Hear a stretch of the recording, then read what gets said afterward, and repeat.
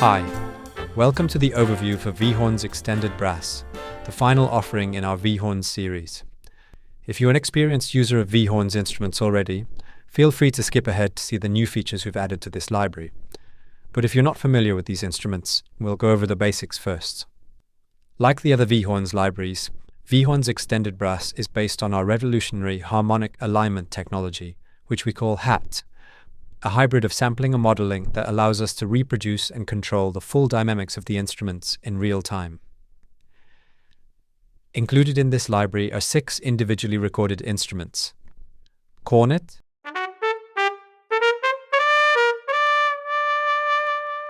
music trumpet,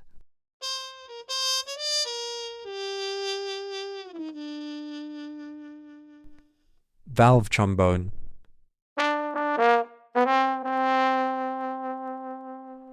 bass trombone,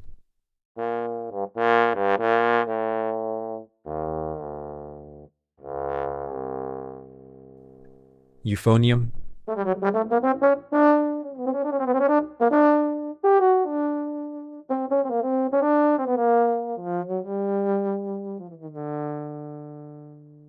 and sousaphone.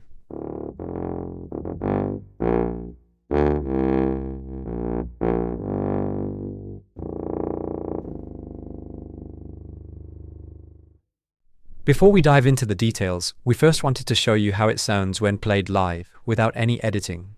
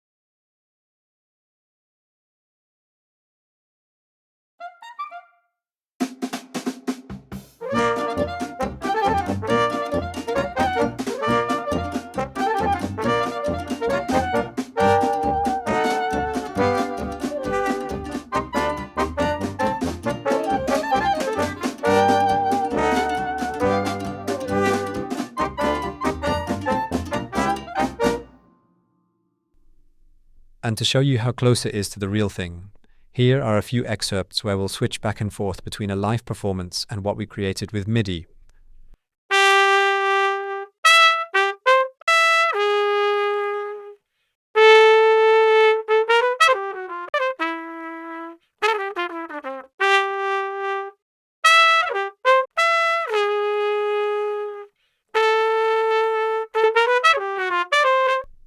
These demos were created with only 2 CCs, one for airflow and one for vibrato.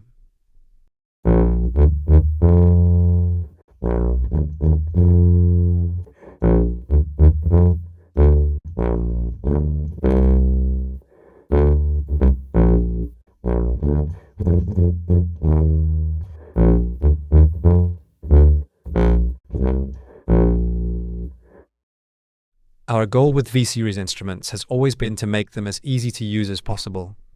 No need for different articulation patches, no need for key switches, no latency, and a very light footprint on your computer, with each instrument weighing in at approximately 73 megabytes. This allows the loading time to be very short as well, so you can simply load the instruments into your DAW and start playing.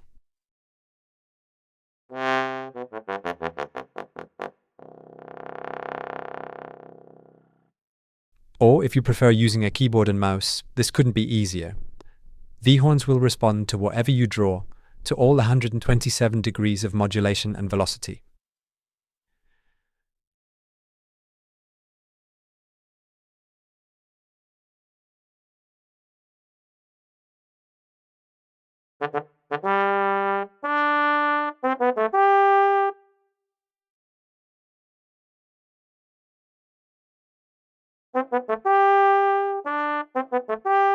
We're confident in saying that these instruments are the most versatile and realistic of their kind on the market today, and we hope you agree. On the main interface, there are 3 dials, one for vibrato, one for airflow, and one for reverb. Underneath each dial, you have the option to change the control to one of your choosing, or you can simply click the little button next to the options and move whichever controller you want to assign, and our engine will detect the controller and assign it automatically. On the vibrato dial, you can choose how you want the vibrato to be performed. Auto, which allows you to simply control the amount of vibrato by using your chosen controller.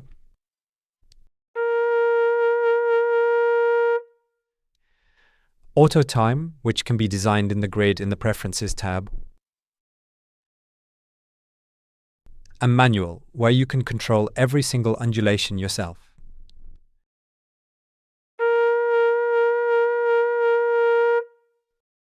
If you choose the manual version, we recommend assigning it to the pitch bend wheel so that the default sound returns to the middle point when not being used.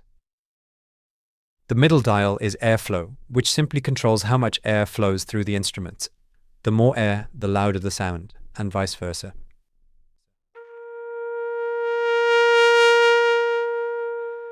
And the final dial is for reverb, controlling the amount of dry-wet signal for your chosen room.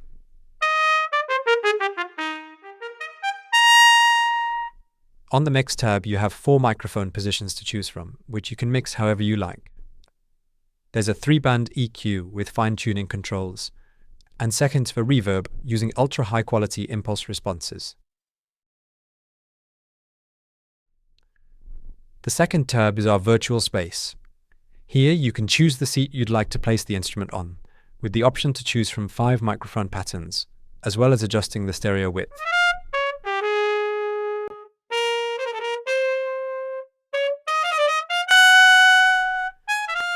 This isn't just simple panning and reverb, it's the real impulse response from that exact seat in the studio. As the same virtual space is shared across all VHorns instruments, this allows you to create a balanced and blended ensemble simply by placing the instruments wherever you would if you were drawing a seating chart. On the Preferences tab, there are a multitude of options to tweak the sound in almost any way you like. The preferences are divided into different sections. Pitch, which allows you to do things such as control the distance an instrument can glide between notes, change the pitch accuracy both on the notes themselves and on their attacks, as well as activating and controlling our advanced pitch bend. Just below that, you have controls for note releases, one for the decay time and one for the volume of the release sample. At the bottom of the left column are the controls for transitions. Our legato transitions for the time being are built from recordings of the real thing, but if you prefer a modeled sound for whatever purpose, then you can select this from the drop-down box.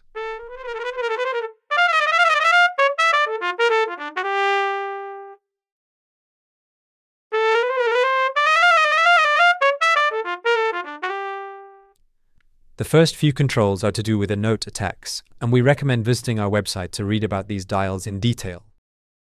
The rest of the section controls the glide between notes, flutter transitions, and how much half-valve sound you want on slow transitions and pitch bends.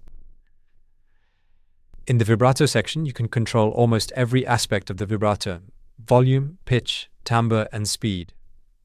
You can also control the consistency of the speed, and in the grid here you can draw the shape of the vibrato that you want, which is activated by auto time on the main interface. Allowing vibrato with airflow will enable the option to perform vibrato by using the airflow dial alone.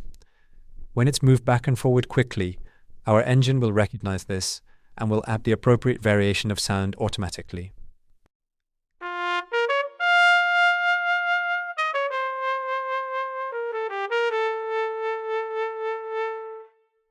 Below the vibrato tab are the general options, where you can control both the volume and the harmonic spectrum of every single note. There's a dial for controlling the amount of flutter in the sound, natural variation in air and pitch, and extra noises to enhance the realism of the performance. The key switches are shown in red on the keyboard, and control things like falls, note repetitions, and breath noises.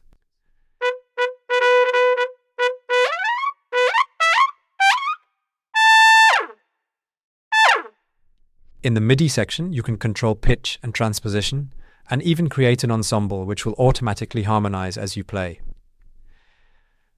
Finally, you can adjust the airflow curve to suit your needs, and we made sure to make the instrument available for a number of different controllers, for those that don't use a MIDI keyboard. So what's new with our latest installment, the VHorns libraries? In the Mix tab, we've added our acclaimed Stoller Hall reverb to the list of available rooms. And we've also added our fine-tuning dials from VWinds to the EQ controls. On the Preferences tab, we've added several new features, as well as improving on existing ones. In the Pitch section, we've added a new attack pitch variation engine. This is based on our research with woodwinds, and allows you to specify the direction from which the note is attacked. Right next to the menu is a small button which enables velocity control, meaning the harder you hit the note, the more effect the variation will have.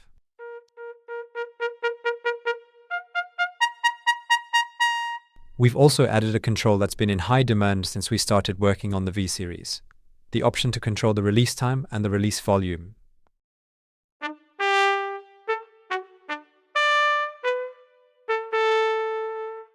In the legato section, we've included the option to choose between types of legato transitions, those based on real recordings, or if you prefer, fully modeled.